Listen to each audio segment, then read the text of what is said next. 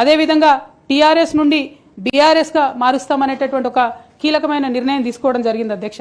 ఆనాడు కూడా ఆ మీటింగ్ నేను అటెండ్ అవ్వలేదు అధ్యక్ష. నేను ఒప్పుకోలేదు, ఈ పేరు మార్పుకు ఒప్పుకోలేదు, నేషనల్ పాలిటిక్స్లోకి వెళ్ళడం కూడా నేను ఒప్పుకోలేదు అధ్యక్ష.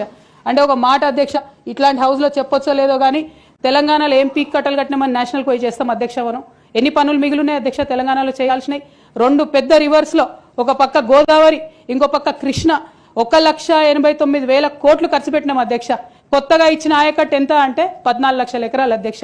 1,89,000 కోట్లు అంటే ఎంత అధ్యక్ష? 1,00,000 కోట్లు ఖర్చు పెడితే 20 లక్షల మంది పేద ప్రజలకు ఇంటికి 5 లక్షలు వేసుకున్నా 20 లక్షల మందికి పేద ప్రజలకు ఇల్లు ఇవ్వచ్చు అధ్యక్ష మనం. కానీ 1,89,000 ఖర్చు పెడితే అధ్యక్ష జరిగింది ఎవరికి ఒరిగింది ఎవరికి అంటే, ఒక వ్యక్తి 1989లో కంపెనీ పెట్టుకున్న ఆయన మన తెలంగాణ వచ్చిన తర్వాత ఫోర్బ్స్ జాబితా ఉంటుంది అధ్యక్ష, దాంట్లో 45వ స్థానం ఒక కాంట్రాక్టర్ దక్కించుకున్నాడు అధ్యక్ష. అంతకుమించి జరిగింది ఎవరికి ఏం లేదు అధ్యక్ష. ఇల్లు లేని పేద ప్రజలకు ఇల్లు రాలే అధ్యక్ష. కానీ ఆ కంపెనీకి మాత్రం 1,02,666 కోట్ల విలువైన ప్రాజెక్టులు ఒకటే కంపెనీకి పోయింది అధ్యక్ష.